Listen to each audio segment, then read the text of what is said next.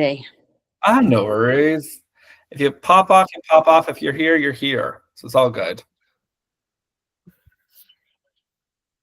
Okay. So quick little overview of last week. A lot of things were kind of down when we start looking at our numbers, which is to be expected.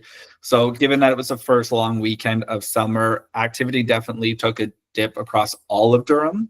And that's what I'm going to try to do is compare week to week, but also week to also last year. So when I was looking at numbers were down, I wanted to see how it compared to last year. And across the board, we're actually pretty even across almost everywhere. So Oshawa was up one sale, Whitby was down a couple of sales, Clarington was roughly the same as well. So as to be expected performance compared to last year, but we know we want to start improving on that. Sorry, Nat, when you say sales, you're talking about actual transactions? Actual transactions. So here, let me share another screen with you guys. Sorry, I'm just trying to zoom in so I can kind of follow along. So the different categories here. Yeah, no worries. I'm just going to share my actual whole computer screen so you guys can see.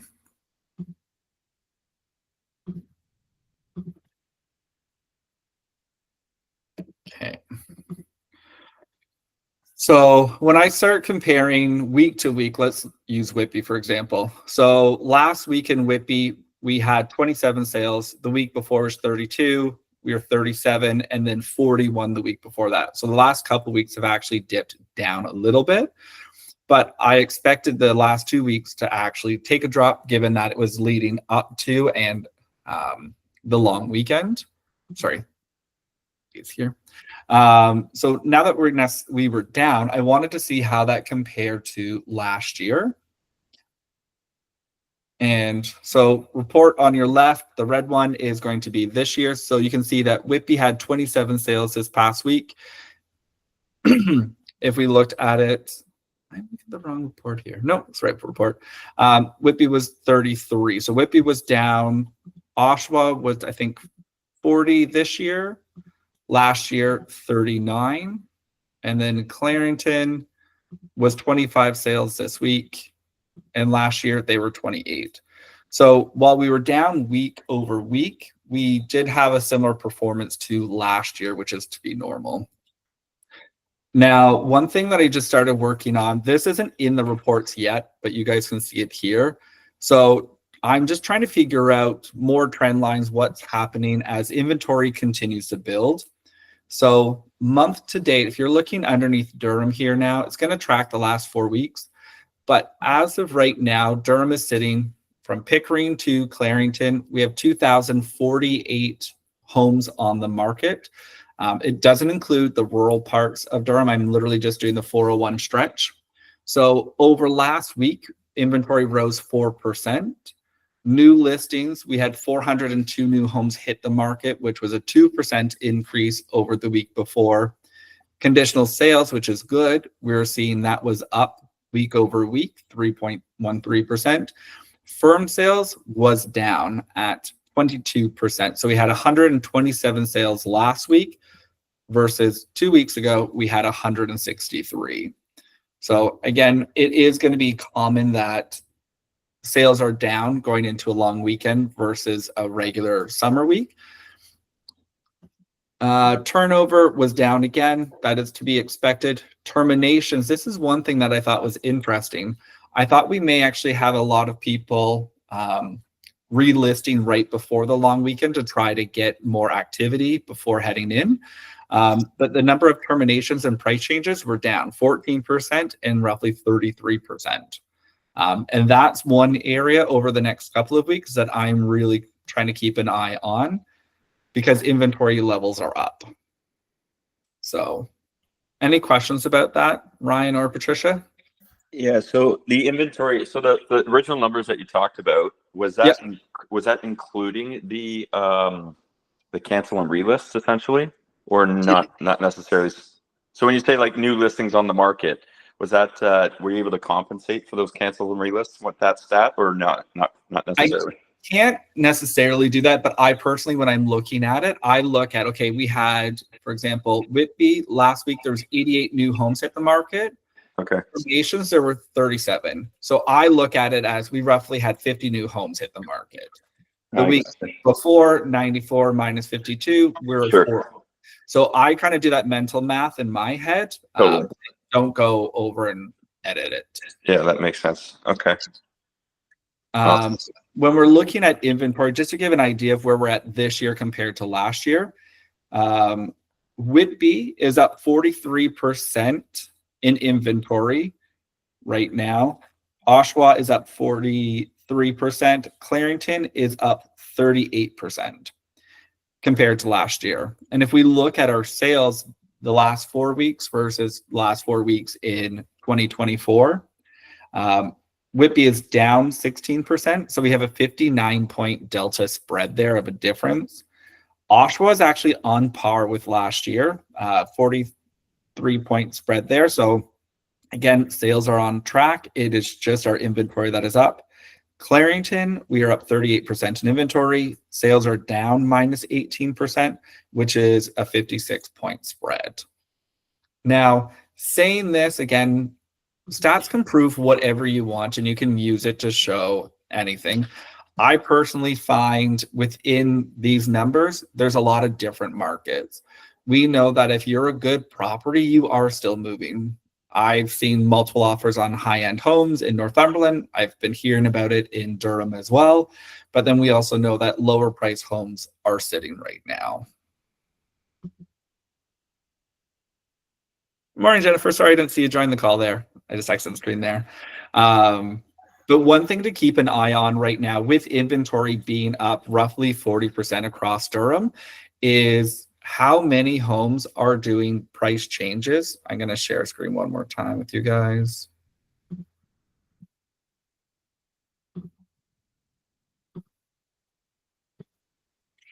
I'm just going to fine tune this little report one more time because really it's just an overview of what's going on. But the one thing to take a look at is really the terminations and price changes across the board, and then also city by city.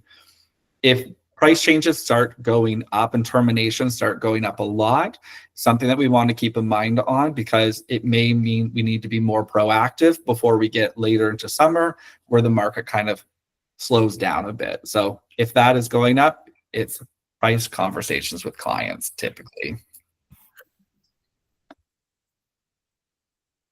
Ryan, you have a couple listings up right now. What are you seeing on yours? Sorry, buddy. I'm making a smoothie and listening at the same time. No, it's all good. Okay, I see. What do I see on the screen you're asking?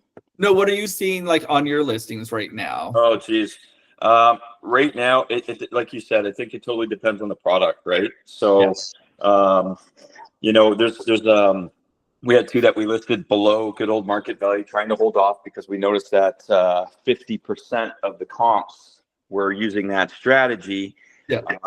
But what I'm seeing going forward is we're not getting any offers on. Well, we didn't get any offers on one of them, and it didn't necessarily the house wasn't worth what we were asking. It just meant that buyers obviously have options right now, right? So we ended up with 2 offers the next day, and it ended up selling closer to market value. So even though 50% of them were holding off and selling, I think that's sort of slowly dropping off right now. The whole holding off thing. I think it was done about a month ago personally, but yeah, it totally depends on the product you have. But surprisingly, it's the lower price point stuff that you had mentioned, which actually shocked at, because the lower price point stuff is what entry level buyers are buying, and yet they've been complaining about purchasing, but they're not purchasing. So I don't understand what's going on. It's kind of a funky time, right? That's the funny thing. You think, and I don't know if it's just hesitation right now with economic things going on. Tariffs are still playing in and wondering what's going on, what's not going on. Yeah, 100%. Because you think with rates being down right now, especially holding off on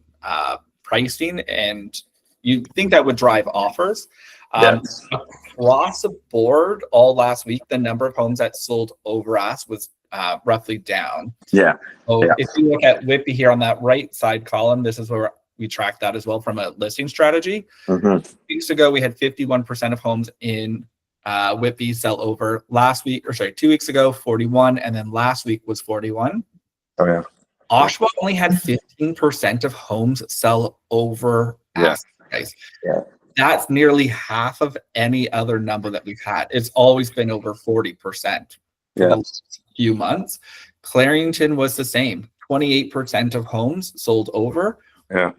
Like, it's very interesting to see what's going to happen with that strategy. Yeah. I had a condo up. It ended up selling in multiples last week and going over. And that's one thing I'm just kind of tracking is like, is it working? Is it not? And I've started having the conversation with my clients, like, if it's meant to be to go in multiples and to sell higher than what you want, it naturally will right now. Sure. If not, we can try low to get that buyer out there, but there's no guarantee. So it may just be a little bit more of a headache. I agree. I think there's a lot of agents that might still be holding on to the fact, like, I mean, realistically, the quickest way to find out what a home's worth in the shortest amount of time sometimes is to hold off offers. Yeah. But I'm also a firm believer that, you can start going too low and you can start giving the houses away because you'll get offers potentially. And we did on one where we got 2 offers on offer day, but they were for asking and 10K above. Yeah. And the house was definitely worth about 40, 50K more. So we waited a couple of days and we sold it for about 65, 70K more. So, so I'm weary about holding off and then, just taking something, the offer, the market's plummeting. We got to take it now because we're actually doing our clients a disservice, I think, rather than just letting the market do what it's supposed to do. Yeah. And homes are not typically supposed to sell in 5 to 7 days, even though we've been used to that over the last 10 years. Right. But we have to get our mindset to change back. Right. Exactly. And I think it's being really important, really kind of being diligent on value. One thing that I'm personally doing for like any clients that are buying homes right now, I'm double checking price per square foot. I've wanted this for so long. I'm so happy that we have it now. So like I was saying to Ryan before some other people jump on the call, there's a house that I'm interested in looking at. And it is in a little bit more of a developed part of Port Hope where there's common style of homes. It did switch builder, but I can take a look at what did this house sell for, divide it by the amount of square foot and get a price per square foot and have more of a business kind of conversation with that seller and why I'm coming to at the price that I'm at. Nat, can I ask you a question about that? Yeah. I used to watch a lot of TV back in the day before I got to real estate, $1 million listing, blah, blah, blah. All of them price their stuff per square foot. Now, I know that I think that caters a lot more towards condos. I think it's more common with. Yeah. But I used to try to use that strategy when I first got into the business when it came to resale houses. But I found it a struggle to find any comps or see the numbers kind of align. Are you finding now more than ever? I guess there's that opportunity to try and price a home that way by breaking it down per square foot. I just feel there's so many variables when it comes to a detached home compared to like a condominium, which is just 4 walls, 1 level, and some basic finishes, right? I think it completely depends on the community. Normally, it can be very challenging in Port Hope to find price per square foot, and I wouldn't use it too often because one home is different than another home.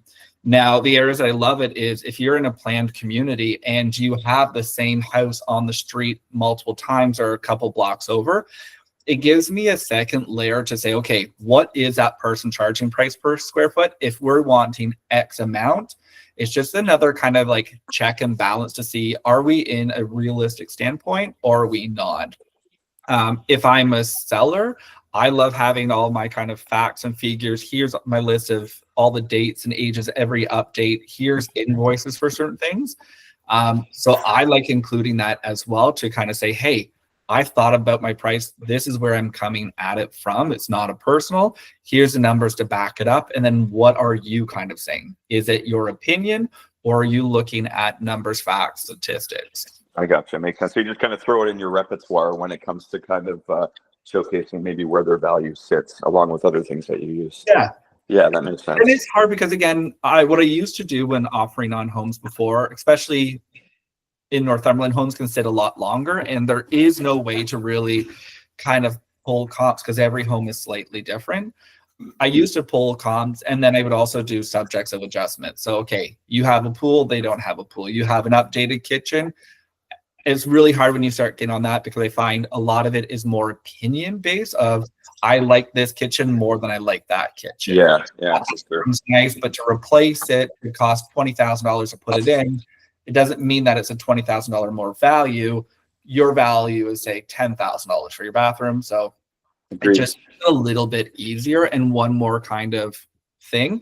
But again, it only works if you can find identical homes, so planned communities. I would never use it for anything else. Yeah, that makes sense. One of the things I have, and I won't drag this on because I know you're doing this, covering the stats there and stuff. But when it comes to going to listing appointments now, I literally, like, I tell my clients, we're not here to reinvent the wheel from a listing strategy.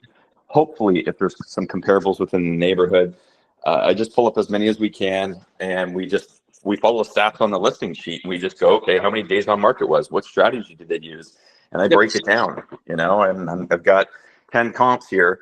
Half of them sold in, over asking by holding off offers. So you've got a 50% chance essentially in this market, right, to go this route. But again, in 4 or 5 or 5, 6 days, we'll know at that point in time whether or not we got to cancel and relist, and we obviously have another strategy to run with. But you're right. I think it's certainly harder this year too, with the new rules and the exclusive, how we're not allowed to market, we're not allowed to talk about it unless it's 3 days before. Yeah.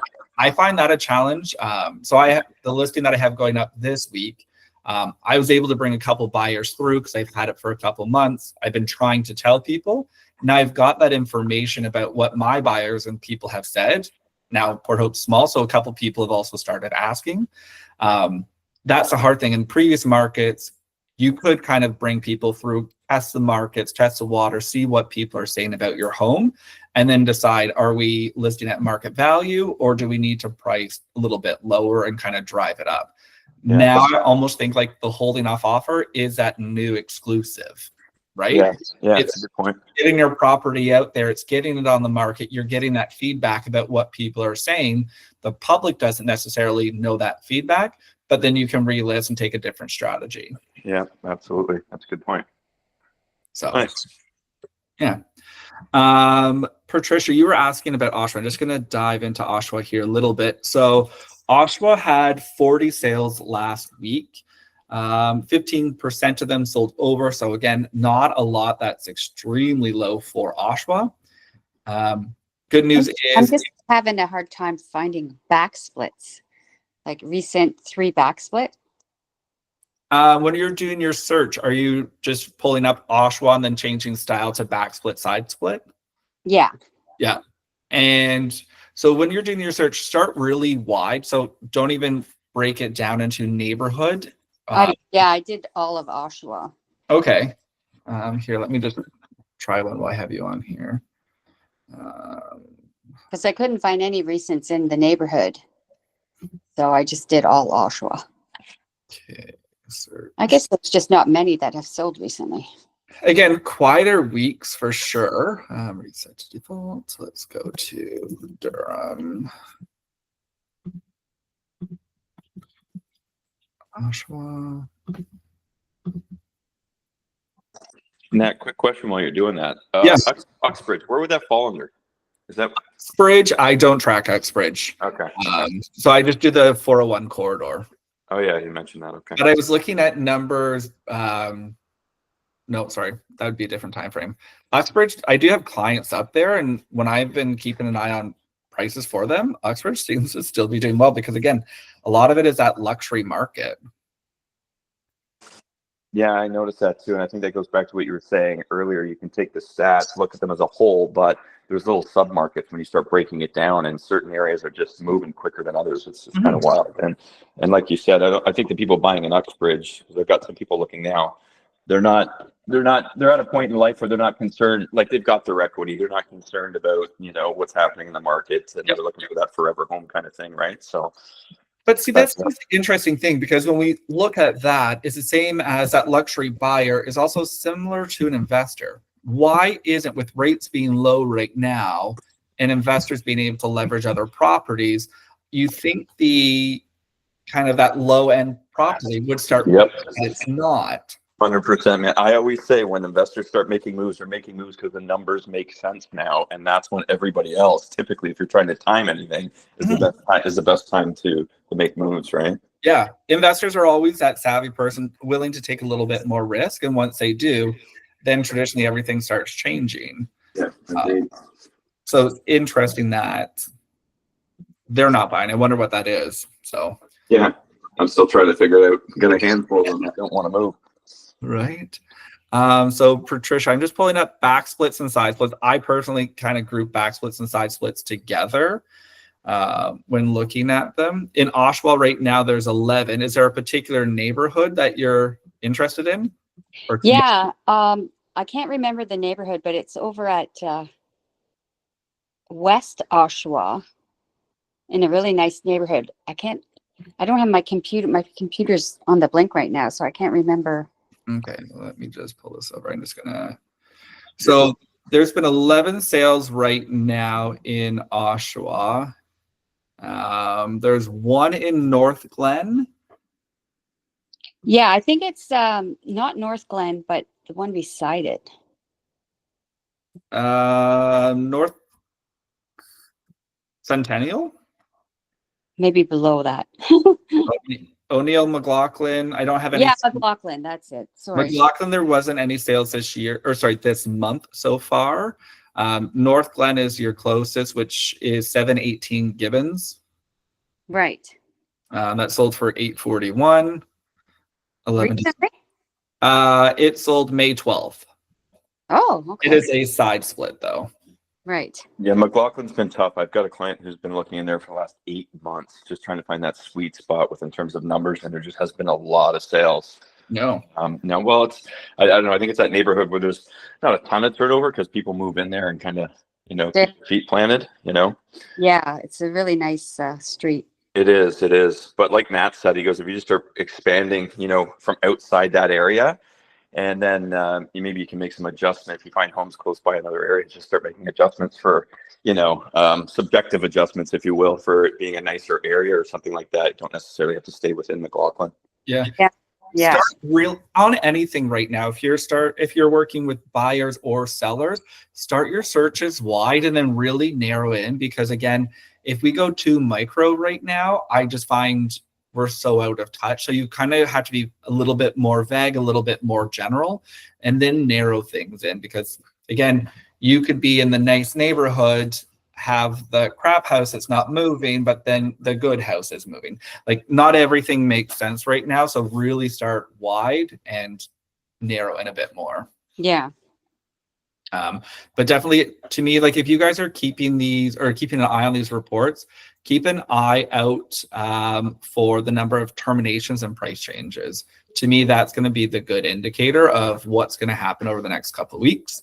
I looked at the reports from last year for the next 4 weeks.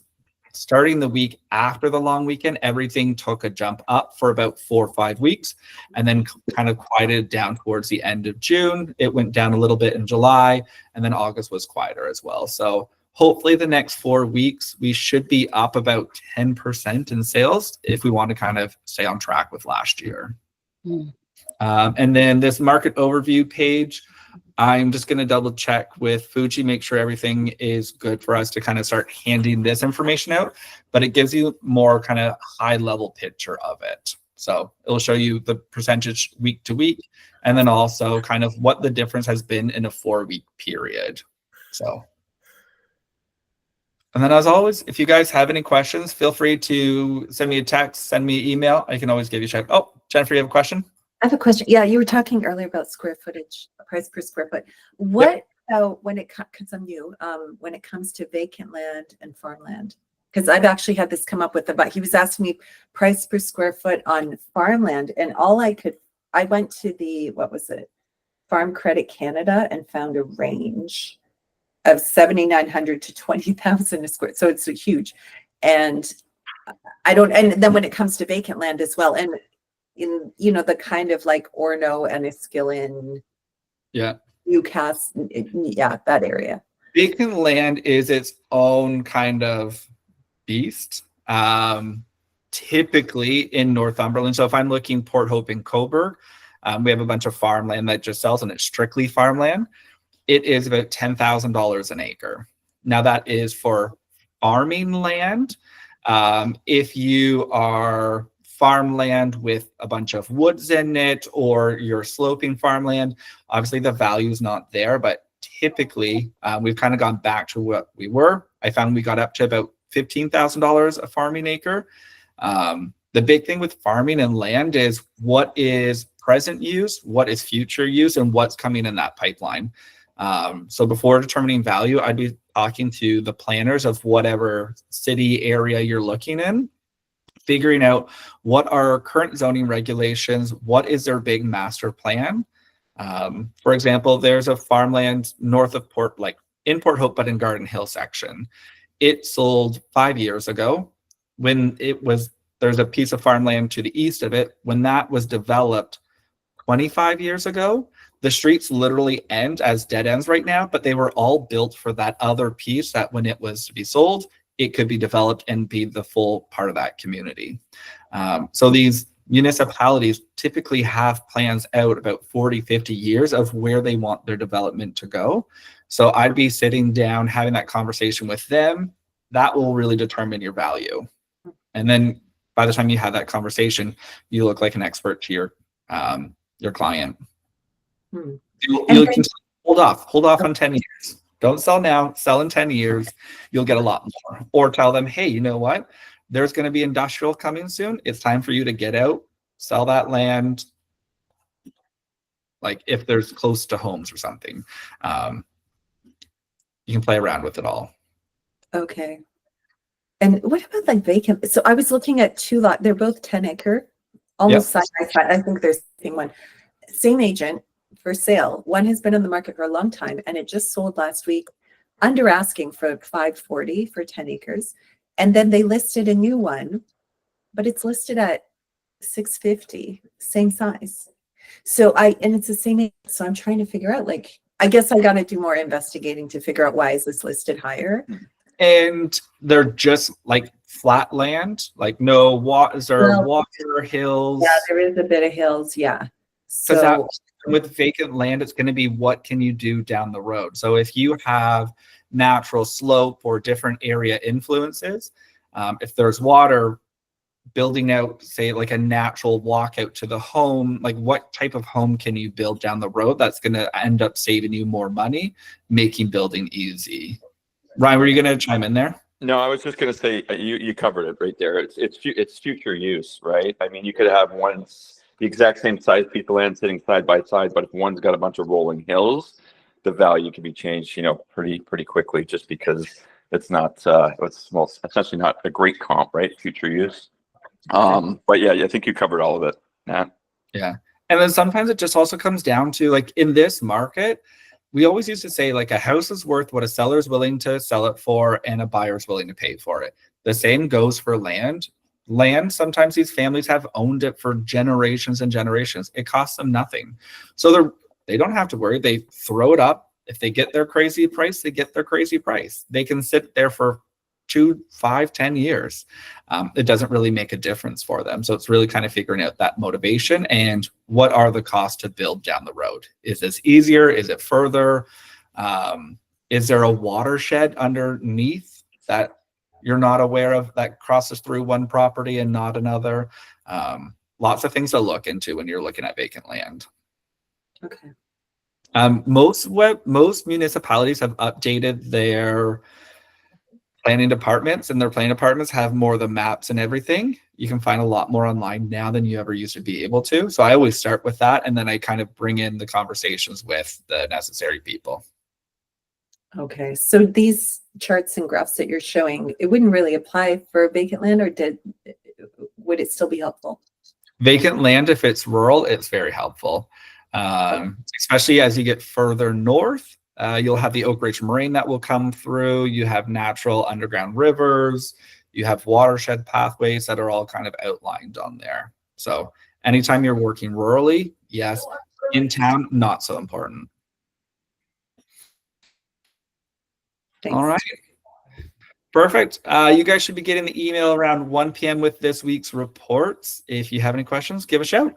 Hey, Nat, one last question for you. Previous reports, do we have access to those anywhere by chance? So every week the link or the email that you're sent has access to the drive. That's great. It has every report that I'm doing going forward. If you want last year's or 21, 22, whatever, I've been doing these since 2017 and have copies of every week. I got you. Awesome, man. You can always just send me an email if you need if you want 4 weeks out or what happened in like end of July, end of August, last year or 22, send me an email. I'll forward them off to you.